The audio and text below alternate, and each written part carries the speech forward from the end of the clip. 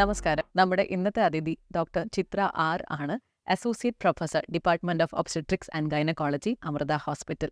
പ്രസവ സമയത്തുള്ള വേദന നമ്മൾ സ്ത്രീകൾക്ക് ഏറ്റവും പേടിയുള്ള ഒരു കാര്യമാണ്. സോ അതിന്റെ കാഠിന്യം എന്താണ്, എന്തൊക്കെ മാർഗങ്ങളിൽ നമുക്കത് കുറയ്ക്കാം എന്നുള്ള വിഷയത്തിൽ നമ്മളോട് ഇന്ന് സംസാരിക്കാൻ പോകുന്നത് മാം ആണ്. നമസ്കാരം ഡോക്ടർ.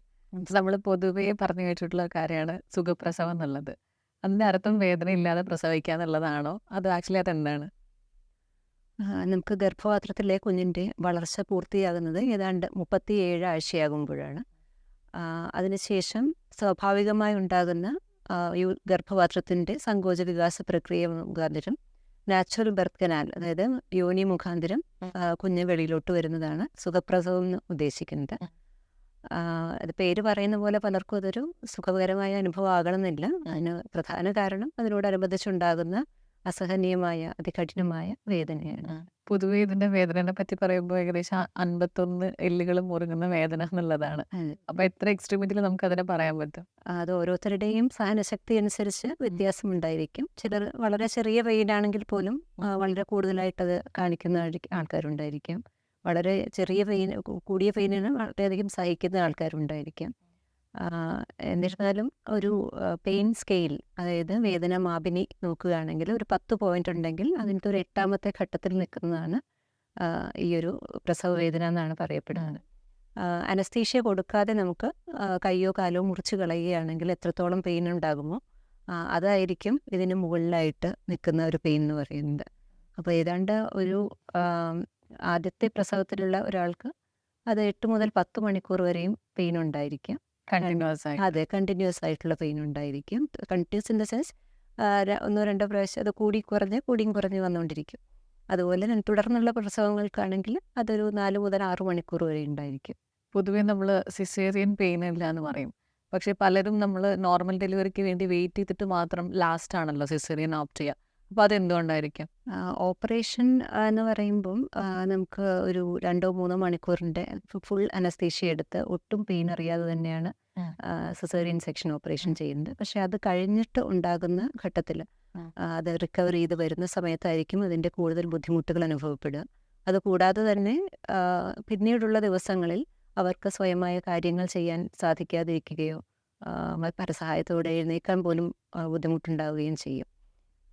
അപ്പം സാധാരണ പ്രസവത്തിനായിട്ട് പലരും ആവശ്യപ്പെടുന്നതും ഡോക്ടർമാർ അതിനു വേണ്ടി വെയിറ്റ് ചെയ്യുന്നതും എന്നുള്ള കാരണം എന്താണെന്ന് വെച്ചാൽ സുഖപ്രസവം കഴിഞ്ഞാൽ മറ്റ് അമ്മയുടെയും കുഞ്ഞിൻ്റെയും കാര്യങ്ങൾ സ്വയമായിട്ട് തന്നെ പരസഹായമില്ലാതെ അവർക്ക് ചെയ്യാം. അതുകൂടാതെ നമുക്ക് ഓപ്പറേഷൻ സംബന്ധിച്ചിട്ടുണ്ടാകുന്ന പെയിൻ, അതുപോലെ അണുബാധ, രക്തസ്രാവം, ഇതെല്ലാം സാധാരണ പ്രസവത്തിന് വളരെ കുറവായിരിക്കും. അതുകൂടാതെ തന്നെ പിന്നീടുള്ള പ്രസവങ്ങൾക്കും അതൊരു ബുദ്ധിമുട്ടുണ്ടായേക്കാം. കാരണം ആ ഒരു ഗർഭപാത്രത്തിലൊരു മുറിവുണ്ട്. ആ ഒരു സ്ഥലങ്ങളിൽ മറുപിള്ള വന്ന് ഒട്ടിപ്പിടിക്കാനും അതുകൂടാതെ തന്നെ വയറിൻ്റെ മറ്റു ഭാഗങ്ങളിലേക്കുള്ള ഇൻഫെക്ഷനോ അല്ലെങ്കിൽ ഫ്ലൂയിഡ് കളക്ഷനോ പെയിനോ അങ്ങനെയുള്ളതൊക്കെ ഉണ്ടാകാൻ സാധ്യതയുണ്ട്.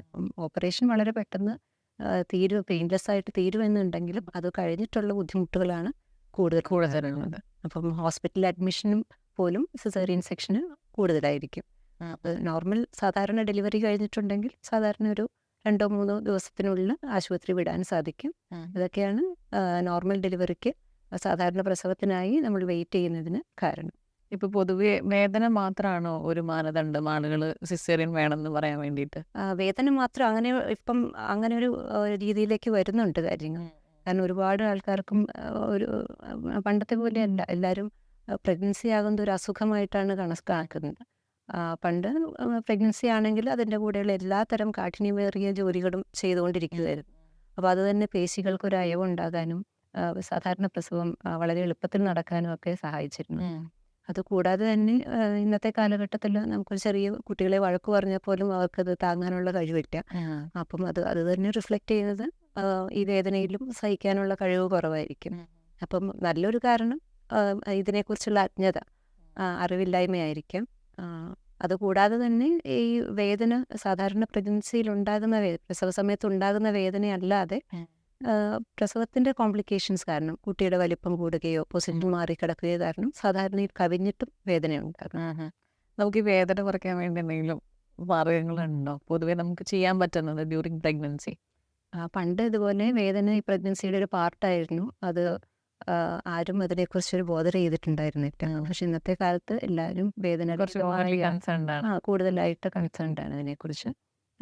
അപ്പം ധാരാളം മാർഗങ്ങളുണ്ട്. ഏറ്റവും ആദ്യമായിട്ട് നമുക്ക് ചെയ്യേണ്ടത് പ്രഗ്നൻസി കുട്ടികൾ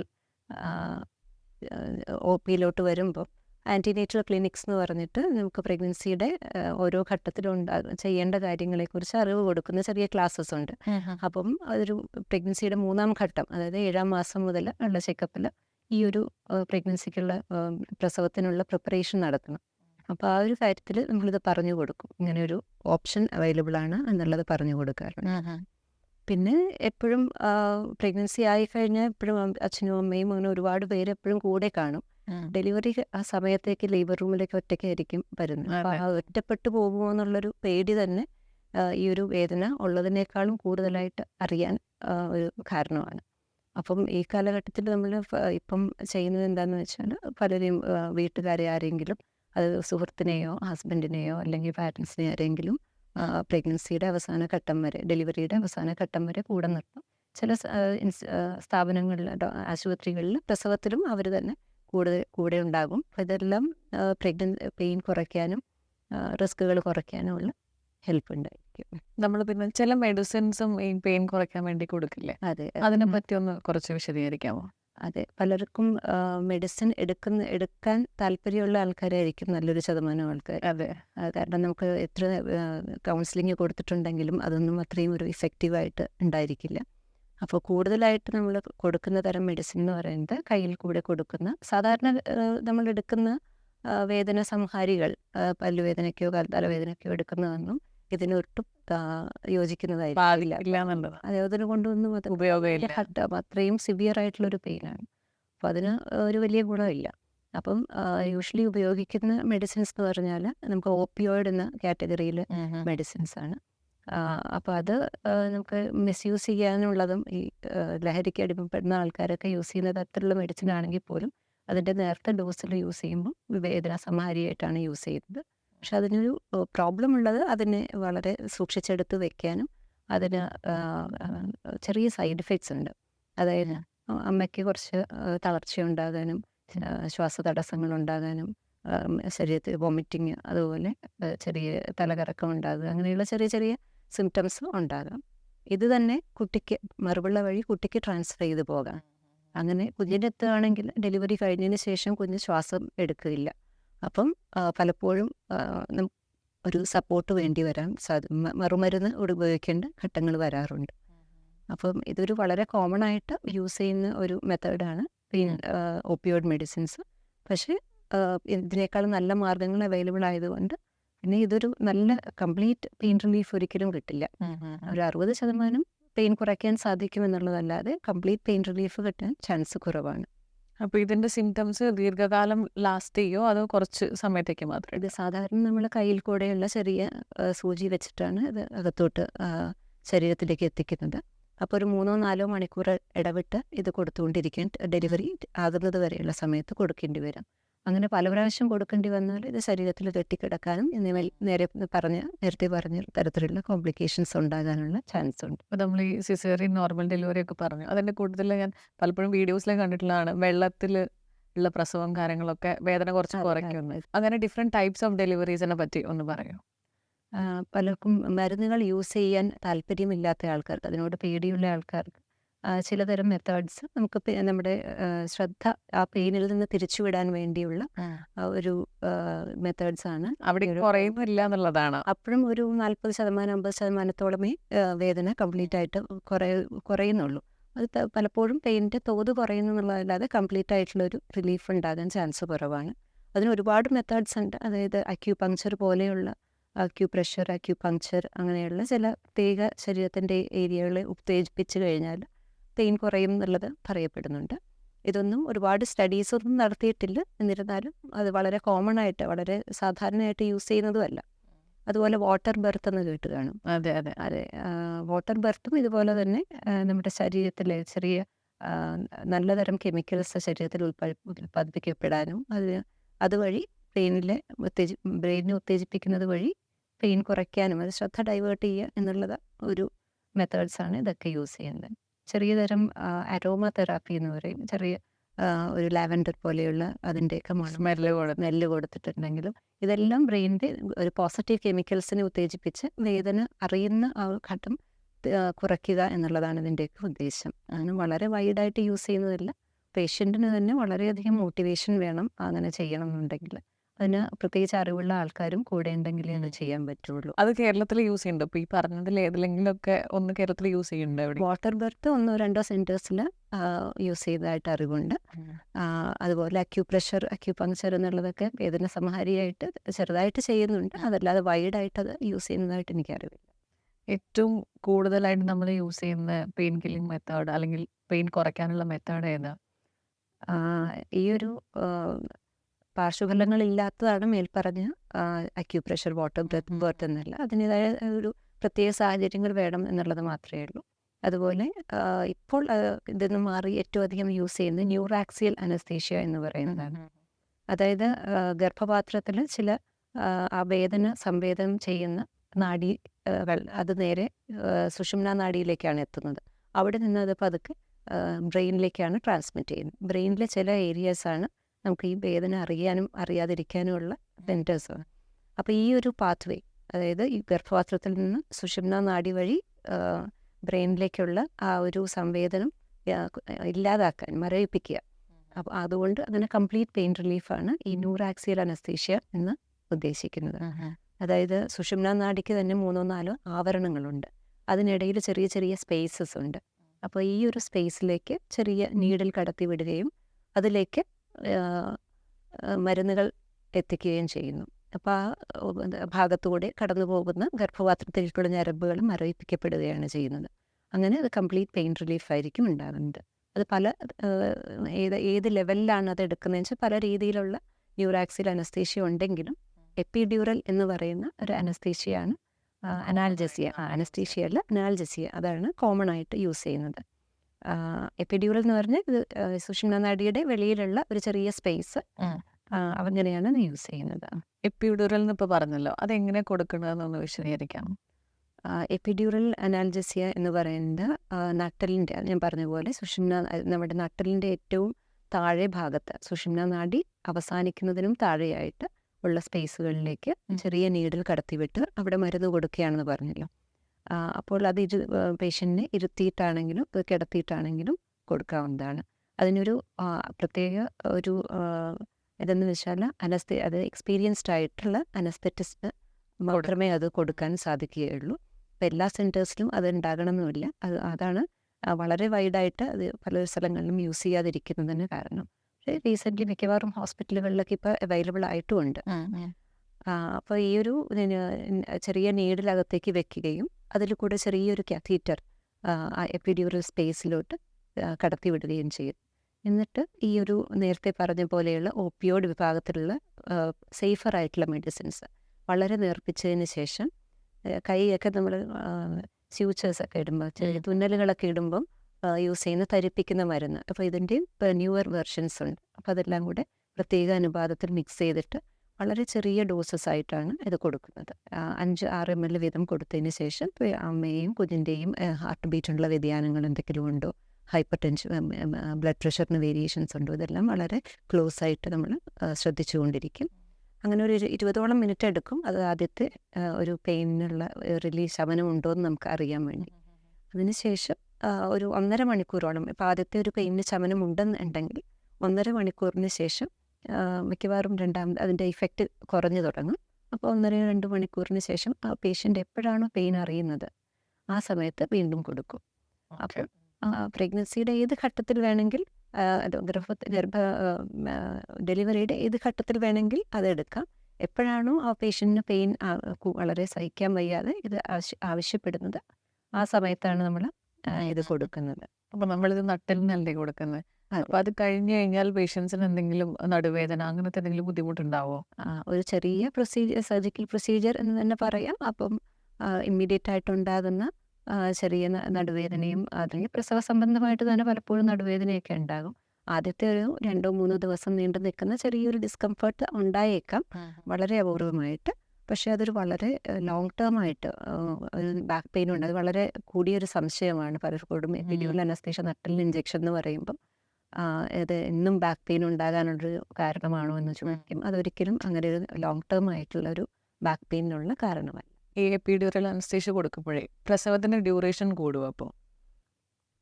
സാധാരണ പ്രസവം എന്ന് പറയുന്നത് 2-3 ഘട്ടങ്ങളിലായിട്ട് നടക്കുന്നൊരു പ്രക്രിയയാണ്. ആദ്യ ഘട്ടം എന്ന് പറയുന്നത് ഗർഭപാത്രത്തിൻ്റെ തിക്നെസ് കുറയുക, അതിനുശേഷം ശരിയായ പ്രസവവേദന വന്ന് ഗർഭപാത്രം വികസിച്ച് വരിക എന്നുള്ളത്. അപ്പം ഈ തിക്നെസ് കുറയുന്ന സമയം ഓരോരുത്തർക്കും ഓരോ രീതിയിലാണ്. അതായത് ചിലപ്പോൾ 1-2 ദിവസങ്ങൾ എടുക്കാം. അതിനെയാണ് ലേറ്റൻറ്റ് ഫേസ് എന്ന് പറയും. പിന്നെ നല്ല പെയിൻ വന്നതിന് ശേഷം, അതായത് നല്ല പെയിൻ നമ്മൾ സാധാരണ പറയുന്നത് ഒരു 10 മിനിറ്റ് നോക്കുമ്പോൾ ഒരു 3-4 പ്രാവശ്യം പേഷ്യൻറ്റിന് പെയിൻ വന്നു പോവുകയാണ്. അപ്പം അങ്ങനെയാണെങ്കിലാണ് ശരിയായ പ്രസവവേദന തുടങ്ങിയെന്ന് പറയുന്നത്. ആ സമയമാകുമ്പോഴത്തേനും ഗർഭപാത്രത്തിൻ്റെ മുഖം, സെർവിക്സ് എന്ന് പറയുന്ന പാർട്ട് ഒരു 3-4 സെൻറ്റിമീറ്റർ വികസിച്ചിട്ടുണ്ടായിരിക്കും. അതിനെയാണ് ഫസ്റ്റ് സ്റ്റേജ് ഓഫ് ലേബർ എന്ന് പറയുന്നത്. ഫസ്റ്റ് സ്റ്റേജ് ഓഫ് ലേബർ എന്ന് പറഞ്ഞാൽ ഒരു 3-4 സെൻറ്റിമീറ്റർ എപ്പോഴാണോ സെർവിക്സ് വികസിക്കുന്നത് അത് മുതൽ 10 സെൻറ്റിമീറ്റർ വികസിക്കുന്ന വരെയുള്ള സമയത്തിനെയാണ് ഫസ്റ്റ് സ്റ്റേജ് എന്ന് പറയുന്നത്. അപ്പോൾ ഈ ഒരു സമയത്ത് ഈ ഒരു സമയം ഏതാണ്ട് 4-5 മണിക്കൂർ, ചിലപ്പം അത് എക്സ്റ്റെൻഡ് ചെയ്തിട്ട് 8-10 മണിക്കൂർ വരെ എടുക്കാം. അത് കുട്ടിയുടെ പൊസിഷനനുസരിച്ചിട്ടും കുട്ടിയുടെ വലിപ്പം അനുസരിച്ചിട്ടും അതുപോലെ തന്നെ ഗർഭപാത്രത്തിൻ്റെ സങ്കോചത്തിൻ്റെ ശക്തി അനുസരിച്ചും നമുക്ക് ഇടുപ്പലിൻ്റെ വികാസം അനുസരിച്ച് പല കാര്യങ്ങളെ ബന്ധപ്പെടുത്തിയാണ് ആ ഒരു പ്രക്രിയ നിൽക്കുന്നത്. 10 സെൻറ്റിമീറ്ററോളം ഗർഭപാത്രം മുഴുവനായും ഓപ്പൺ ആയതിന് ശേഷമാണ് കുഞ്ഞ് മുകളിൽ നിന്ന് താഴോട്ട് ഇടുപ്പല് വഴി താഴോട്ട് ഇറങ്ങി വരുന്നത്. ആ ഒരു ഇറക്കത്തിന് യൂഷ്വലി 1 മണിക്കൂറോളമാണ് സമയമെടുക്കാറ്. പക്ഷേ എപ്പിഡ്യൂറൽ അനസ്തേഷ്യ എടുക്കുന്ന ഒരാൾക്ക് ഇത് ആദ്യത്തെ ഘട്ടം പെയിൻ കംപ്ലീറ്റ്ലി ഇല്ലാതാകുന്നത് കാരണം കുറച്ച് നെഗറ്റീവ് കെമിക്കൽസ് നമ്മുടെ ശരീരത്തിൽ ഉണ്ടാകുന്നത് കംപ്ലീറ്റ്ലി ഇല്ലാതാകും.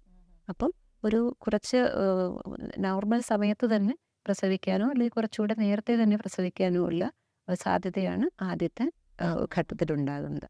പക്ഷേ 2ാം ഘട്ടത്തിലേക്ക് വരികയാണെങ്കിൽ ചിലപ്പം ആ ഒരു അമ്മ പുഷ് ചെയ്യുക എന്ന് പറയും, അതായത് മുക്കിയാണ് കുഞ്ഞിനെ പുറത്തെടുത്തിക്കുന്നത്. അപ്പോൾ ആ ഒരു സ്കെൽറ്റൽ മസിലിൻ്റെ സ്ട്രെങ്ത് ചിലപ്പം ചെറുതായിട്ടൊന്ന് കുറഞ്ഞിരിക്കാം. അപ്പോൾ അതിനുള്ള ഒരു താമസം ഒരു 20 മിനിറ്റോളം ഉള്ള താമസം ഉണ്ടായേക്കാം. പക്ഷേ അമ്മയുടെയും കുഞ്ഞിൻ്റെയും സ്ഥിതി വളരെ നോർമലാണ്. ഒരു കംപ്ലീറ്റ് യൂട്രസ് എല്ലാം വികസിച്ചിരിക്കുമ്പോൾ ഹാർട്ട് ബീറ്റിനൊന്നും വേരിയേഷൻ ഇല്ല, അമ്മയുടെ BP-യും പൾസും എല്ലാം നോർമലാണ് എന്നുണ്ടെങ്കിൽ നമുക്ക് ഈ എപ്പിഡ്യൂറൽ എടുത്ത ആൾക്കാർക്ക് ഒരു എക്സ്ട്രാ 1-1.5 മണിക്കൂറോളം വീണ്ടും അവരുടെ നോർമൽ ഡെലിവറിക്ക് സാധ്യതയ്ക്ക് വേണ്ടി എക്സ്റ്റെൻഡ് ചെയ്ത് കൊടുക്കും. അപ്പം സാധാരണഗതിയിൽ അത് സെക്കൻഡ് സ്റ്റേജിൻ്റെ 2ാം സ്റ്റേജിൻ്റെ ഒരു ദൈർഘ്യം ചെറുതായിട്ട് കൂട്ടാമെങ്കിലും അത് അമ്മയ്ക്കോ കുട്ടിക്കോ ഒരു നെഗറ്റീവായിട്ട് പ്രോബ്ലമായിട്ട് ബാധിക്കുന്നതല്ല.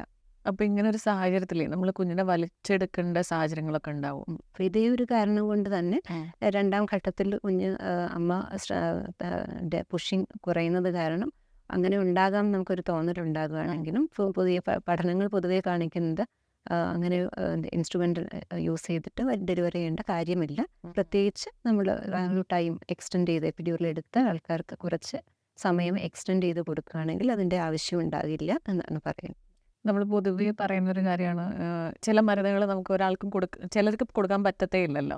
അപ്പോൾ ഈ എപ്പിഡ്യൂറൽ അങ്ങനെ കൊടുക്കാൻ പറ്റാത്ത സാഹചര്യങ്ങളുണ്ടോ? ഒട്ടും നമ്മളത് ഓപ്റ്റ് ചെയ്യരുതെന്ന് പറയുന്നത് യൂഷ്വലി ഏതെങ്കിലും ഡ്രഗ്സിനോട് ഈ പറഞ്ഞ് നമ്മൾ കൊടുക്കാൻ ഉദ്ദേശിക്കുന്ന ഡ്രഗ്സ്, അനസ്തേഷ്യ ഡ്രഗ്സിനോട് എന്തെങ്കിലും നോൺ ആയിട്ട് അലർജി ഉണ്ട് എന്നുണ്ടെങ്കിൽ യൂഷ്വലി നമ്മളത് എടുക്കില്ല.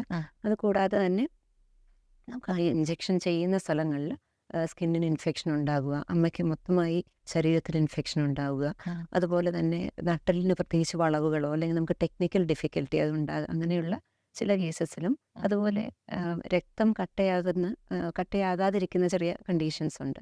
അത് പ്രസവ സംബന്ധമായിരിക്കാം, അതല്ലെങ്കിൽ മെഡിക്കലായിട്ട് എന്തെങ്കിലും അസുഖങ്ങൾ, പ്ലേറ്റ്ലെറ്റിൻ്റെ കുറവുകളോ അങ്ങനെ എന്തെങ്കിലും ഉള്ള ആൾക്കാർക്ക് യൂഷ്വലി ഈ ഒരു പ്രൊസീജിയർ നമ്മൾ അവോയ്ഡ് ചെയ്യുകയാണ് പതിവ്. കാര്യം എന്താണെന്ന് വെച്ചാൽ ഈ രക്തക്കുഴലിലേക്കൊക്കെ ചെറുതായിട്ട് ടച്ച് ചെയ്ത് കഴിയുമ്പോഴേക്കും ചിലപ്പോൾ അത് ബ്ലഡ് ക്ലോട്ടായിട്ട് സ്പൈനൽ കനാലിലുണ്ടാകാം. അത് ആ ഒരു രക്തക്കട്ട ഈ സുഷുമ്നാ നാഡിനെ കംപ്രസ് ചെയ്യാനും അതുപോലെ തന്നെ കയ്യിനും കാലിനുള്ള വീക്ക്നെസ് ഉണ്ടാകാനുള്ള ചാൻസ് ഉണ്ട്. അപ്പം വളരെ സെലക്റ്റഡ് ആയിട്ടുള്ള ആൾക്കാർക്ക് അത് എടുക്കാൻ പറ്റാത്തതുള്ളൂ യൂഷ്വലി. അത് എല്ലാവർക്കും എടുക്കാൻ പറ്റുന്ന ഒരു മെത്തേഡാണ് ഈ എപ്പിഡ്യൂറൽ അനാൽജസിക്. കുഞ്ഞിന് ഇതുകൊണ്ട് എന്തെങ്കിലും ബുദ്ധിമുട്ടുണ്ടാവോ? നേരത്തെ പറഞ്ഞ പോലെയുള്ള ജനറലായിട്ട് കയ്യിൽ കൂടെ കൊടുക്കുന്ന ഒപ്പിയോയിഡ് അനാൽജസിക്സ് എന്ന് പറയുന്നത് ഞാൻ നേരത്തെ പറഞ്ഞു, അതെ. മറുപുള്ള വഴി അത് കുഞ്ഞിന് ട്രാൻസ്ഫർ ചെയ്തിട്ടും. ഇത് വളരെ സേഫ് ആയിട്ടുള്ള മെഡിസിൻസ്, വളരെ നേർപ്പിച്ച അളവിലാണ്. അത് നട്ടലിൻ്റെ ഡയറക്റ്റ്ലി കുഞ്ഞിൻ്റെ രക്തത്തിൽ കലരുന്ന രീതിയിലല്ല കൊടുക്കുന്നത്.